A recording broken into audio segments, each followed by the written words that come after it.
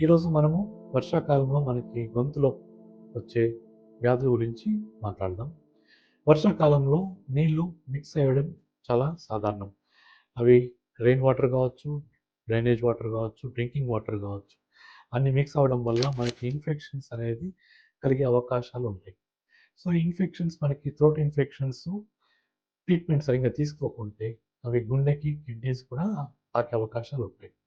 So, దీనివల్ల మనము drinking water అనేది బాయిల్డ్ కూల్డ్ కానీ, ఆర్ఓ వాటర్ కానీ తీసుకోవడం చాలా ఇంపార్టెంట్.